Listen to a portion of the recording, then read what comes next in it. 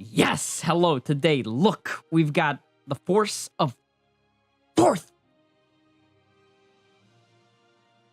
That's as hyped as I'm about to get.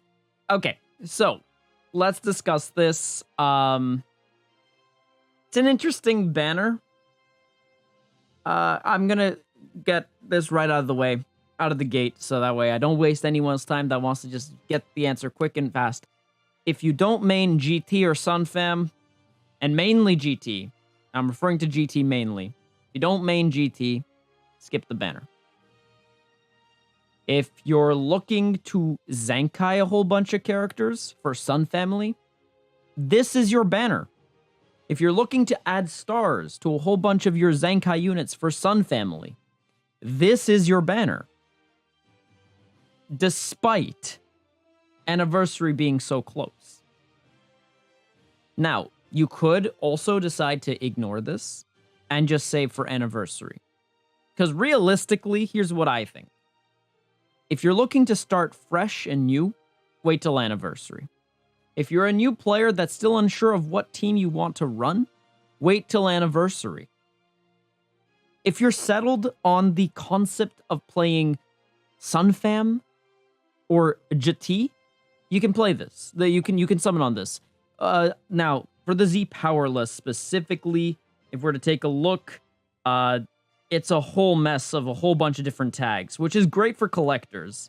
If you're a free-to-play collector, this is a great banner, but honestly, if you're also a free-to-play collector, you're going to most likely just want to summon on Anniversary, realistically, at this point. It's so close that you might as well save.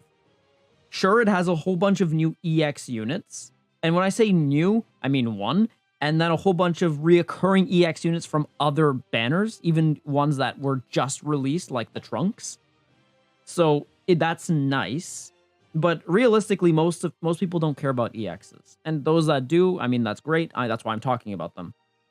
And then obviously, eventually, it's going to hit the heroes, but it's a very inflated banner, and when it's inflated, it means that the chances of getting what you want is kind of low. Now, at the same time, like, the fact that this Goku is yellow is really helpful, and his kit is really good. There's no doubt about that. His kit is a solid kit. I've already looked at it, and realistically, if you main GT, you only need him at 2 stars for him to be efficient for you at this current point, just based upon on paper without testing him. When we test him, we'll see, assuming I do pull on this. I still haven't decided. Mainly because if I am going to pull on this, it's going to be mainly for content and maybe for my Sunfam team. Otherwise, I'm just going to skip the banner if I decide to just skip it. So I'll have to deliberate and figure that one out. But for now, if you are a GT main, I definitely suggest that this is a unit you go for. Or alternatively, if you still want to put GT on the back burner, for example, you're maining 2 teams and GT is your main, but you just don't care right now, then skip it again. Realistically, if you just don't care for GT, you should skip. Unless you're working on Sunfam, then in that case, you have potential, but when I say potential, I really just mean like you have a small chance. As you can see, 3 very, very powerful Sunfam units are sitting in with also this Goku, who is also buffing Sunfam at 3 stars. So if you didn't know, you check his details, his Z ability, it also buffs at 3 stars Sun Family, and that's really good because it just basically means that you have another Sunfam buffer, but then you also have to take into account that this guy buffs the strike, attack, and defense, which is not bad. It's really good, but you also got to consider that the majority of the Sunfam units that are on the team are actually very blast-oriented, and as a result, even like your Super Saiyan 3 Zenkai 7 Purple Goku tends to do a lot of solid blast damage, and that's mainly because of the Z abilities and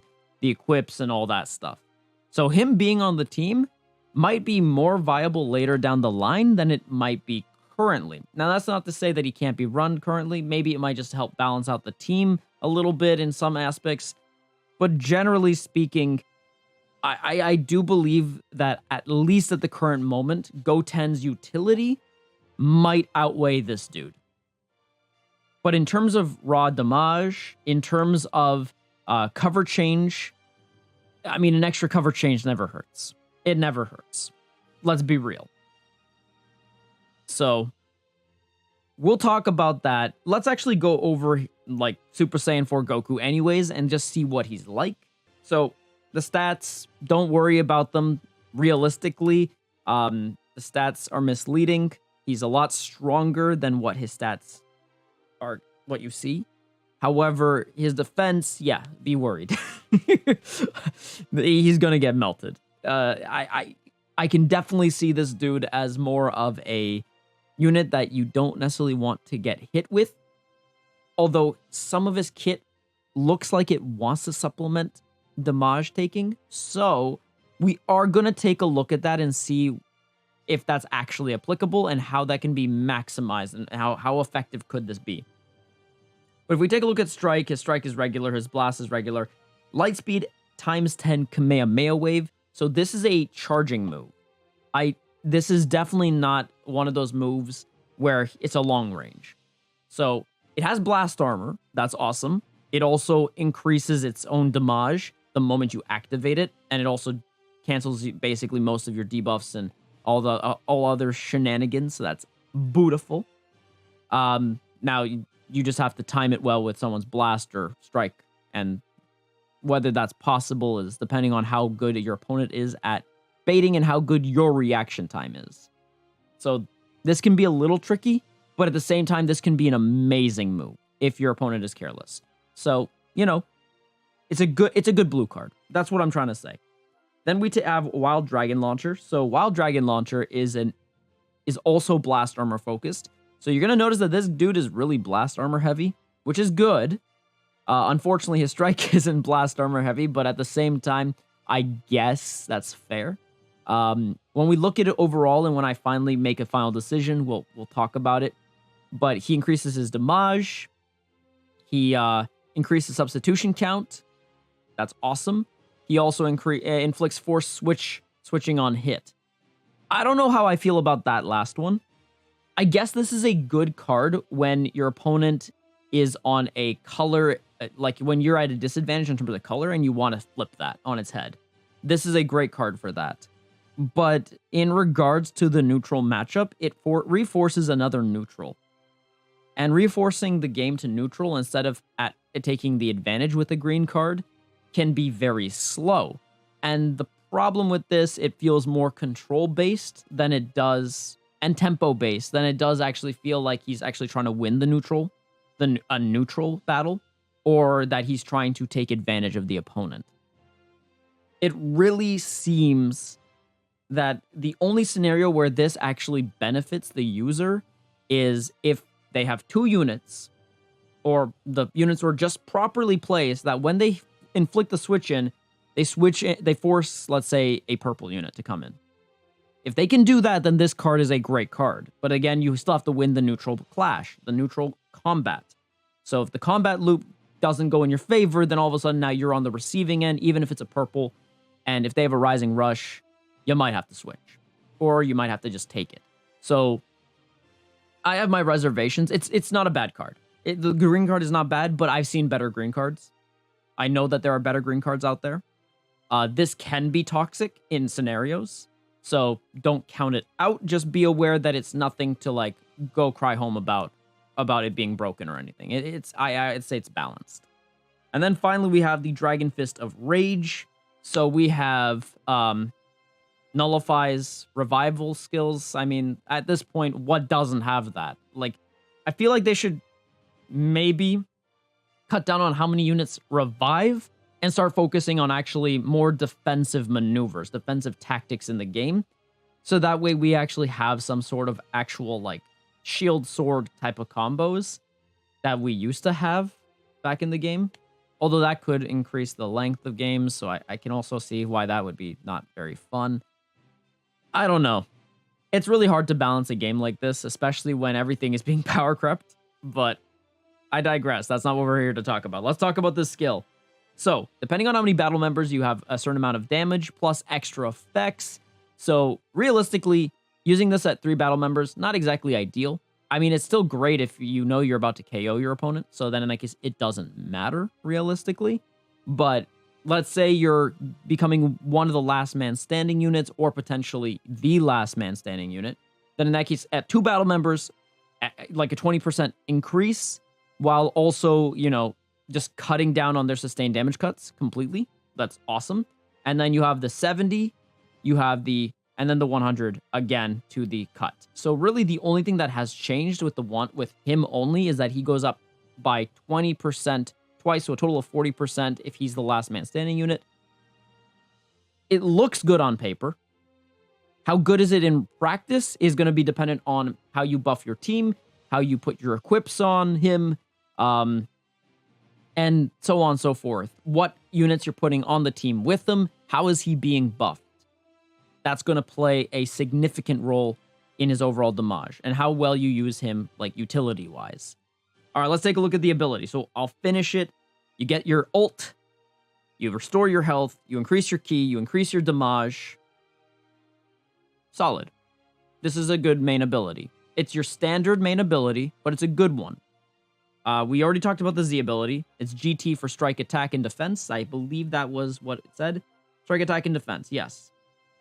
All right, a good clean fight. So, like UI, he has a base damage increase no matter what. Okay? So, instead of 60%, this guy's getting 70. So, he's getting an extra 10%. So, I did take note of that. That's pretty cool. But it definitely begs the question if it's because of the overbalancing to the point where they feel like they had to give him a little bit more damage to make him a little bit more relevant. But at the same time, this means that this guy could probably have very good longevity over time. So we'll see. Okay, so every single time he's faced with an enemy, this is kind of like Caulifla. So this is one of those moves where if you're controlling the tempo and they have to constantly switch, which is kind of what you want Sunfam. You, as a Sunfam player, you kind of want your opponent to do if you're on the Zenkai Super Saiyan LF3 Goku, or alternatively, now this unit, you want your opponent switching. And specifically, for this one, you're getting ki to 30. You're also increasing your damage plus everyone else's damage. Actually, no, I think it's just your allies. Or maybe it's... I'll have to double check that one. But for now, let's just assume it's just allies. If it's also him included, that's great. If it's not a big deal. Because he does get the next thing. So every single time an enemy uses a strike, blast, or special moves art card while he's on the battlefield or on the standby, so no matter where he is on the battlefield, he increases his damage by 5%, up to 50%. And then you also have the reduction of damage by 20% for 5 timer counts, up to 60%. So you gotta like figure out what he is doing. So yeah, this is every single time that the enemy is using basically a move while he is anywhere on the board, as long as he's alive. This is actually really good. The more and more I look at this, the more and more I realize that a 60% damage reduction could be very relevant if you're putting a lot of defensive equips on this guy, and if you are buffing defense primarily. So making your team tanky with this guy is actually maybe really good. So the more and more I think about this, the more and more I can see him being used potentially on Saiyans, although it's arguable if Angel Vegeta's better or not. At this current moment, Angel Vegeta is quite a tank, so I don't know if it's really worth switching Angel Vegeta out for this guy, but at the same time, you could argue, at least initial tests. But yeah, no, if he definitely competes with Goten. The fact that he exists and he does what he does definitely has some competition with Goten, especially in the fact that if you can control the combat loop, he definitely applies a Goten-like ability, although not as good as Goten. Let's be real. Let's just be real. This is not as good as Goten's abilities for team buffing, so you will not be caffeinating your team as well with this unit as with Goten. All right, let's move on to the next one. Billowing Wrath. All right, so first off, he's got the cover change. Cool. That's awesome. That means now Sunfam has 2 different cover changes, specifically if they are using this unit and the Zenkai 7 Super Saiyan 3 Goku LF. So double cover change, not bad. Awesome. Then he also applies the following self per defeated battle member, so while he's on the battlefield. So this is on top of his ult. So, and just in general damage. We got restore health by 10%, and then we got 20% to damage inflicted, and then you got 20% to ultimate damage inflicted. So this guy could be doing a total of 90% damage. That's OP. That's actually OP. But that's assuming you can land it, right? Because a lot of units can do stuff similar to this. So if we're being really critical about this unit, how good is he actually? He's good. He's a solid unit. GT needed something like this, for sure. So if you're a GT main, then this is a good unit for you. I'm just sad for you in the sense that since you're GT, the fact that this is such a flooded banner full of nonsense units kind of hurts. I'm not gonna lie. It definitely sucks for players that really just wanted a GT focus banner. There's so many other units that it kind of hurts. All right, and then the final one that we should talk about before we wrap up this video and we do the 2 just free summons that we get. Goku Black EX. I'm just going to talk about him briefly, not too much. He basically buffs powerful opponents and future. He seems like a solid EX unit, actually. And I'm not sure if he replaces the EX Frieza, although I don't really see the EXs usually ever coming on board. Although they sometimes do appear as bench units, so. We got, it's a standard blue card. And then it's a standard green card, but at least he also buffs his team. That's pretty cool. All right. And then we have this, which this is actually really good. The fact that he shortens substitution counts is really powerful. This is not something that you want to sleep on. This is actually a very solid move. And then on top of that, the fact that he increases arts card draw speed is actually really good. I just wish that it was for more timer counts, like 30. That would have been nicer. It would have been more relevant. Because the moment you click this main ability, you want him to be doing as much as possible, whether it's Dragon Ball Rising Rush farming, or whether it is potentially wiping out a unit. You want him to be doing that. So, or at least someone to be doing that. But while he's got the card draw speed up, it begs a question, do you really want to switch out at that point? And then you got his Harbinger of Dark Future. So if we take a look at it realistically, all right. He buffs himself per future or future and tag powerful opponent in the party, other than himself when the battle starts. So I do believe that the problem with this unit is that the units that are on the team have to be both future and powerful opponent, meaning that he will not be at his peak unless both tags are present in each character that is beside him, meaning he's more so a Goku Black team. Or like Zamasu. Okay? So definitely there is a restriction on this guy. But if you do so, he gets a total of 60% increase in damage, 30% decrease in damage, and also a strike and blast cards OS cancel that is cut down by 6, which is better than 3 or just 30% or 15%. So keep that in mind. And then Beautiful Utopia, we're going to just talk about this real quick. So this is applied again. It's restricted to both the units that beside him have to be both future and powerful opponent. If they only have one or the other tag, it doesn't apply to them. So when he switched, restored health by 10%, which will only activate twice, and then increased the damage by 25%, and then you got the 30% to key recovery for 20 timer counts. The key recovery is not super important, although it is relevant. It still is relevant, but it's not as relevant in this particular situation as the damage and the increase in health.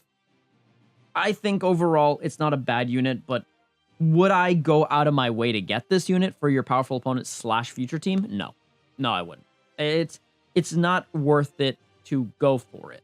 So realistically, when we're talking about this banner, unless you are maining Sunfam, unless you are maining GT, or unless you're a collector, as a free-to-play, don't do it.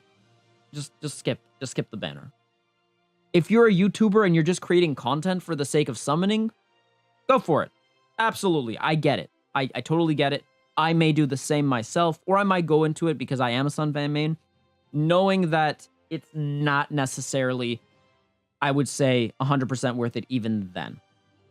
It's just a really underwhelming banner overall. And it's actually kind of nice to have this kind of break because we kind of need it.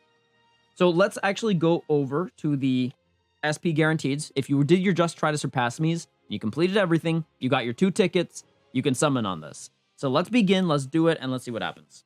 All right, so we're gonna click it, and let's begin. All right, so Goku, I know you're gonna yeet this space monkey into outer space, but I still want you to yeet him good. Like, so not like, oh, okay, never mind. So no. So actually what's gonna happen is Vegeta's gonna yeet the space monkey in outer space, and that's not gonna matter. All right, ka-chow, thank you. All right, so let's see what we get. We're probably not gonna get anything really relevant, so it doesn't really matter. Yeah, it's just the Feetku. I mean, Feetku's pretty good, but I don't really use them. Don't really need them. So yeah. But I'm not disappointed just because I kind of figure I'm not gonna get anything good out of this, or nothing that I care about. So it doesn't really matter, you know? But, you know, it's nice to hope. But I just don't have hope. All right, Goku. Prove to me that you can do this. Or are you going to fail and it's going to be one of those sparking units where it's going to be a fake out? All right. Can you ka-chow or do you lose? No, it's going to be a clash. It's going to be a extreme into a sparking. And it's going to be what?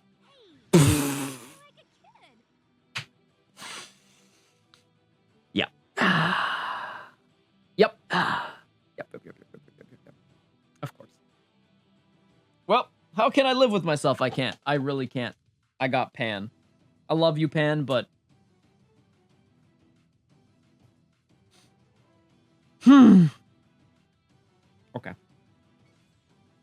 Yep. Anyways... That's that. That's the Force of Fourth. So if you're not a GT main, just don't bother. I realistically say just don't bother with this banner. Even if you're a GT main, do heavily consider whether or not it's worth going for an LF if you don't have a good amount of CC. So a good amount of CC, in my opinion, is about like 20k. So if you're not sitting at 20k CC, is it really worth it? That's the biggest question. And even then, I mean, you could get lucky. You could get it in 1,000. You could get it in 500. I mean, I'm not saying you can't. I'm just saying, is it really worth gambling on that chance? So if you are interested in this banner, go for it. But if you're interested in competitive and you don't want to risk potentially losing out on CC when Anniversary is so close, or there are Zankais that you could be summoning on, then in that case, I would say it's a solid skip. Anyways, guys, that's the video. Thank you guys so much for watching. Please don't hesitate to tickle the like button, and if you haven't already, subscribe, and click the bell for more notificaciones so you never miss another video. Have yourselves a salty day, and I will see you in the next video. Mana mana,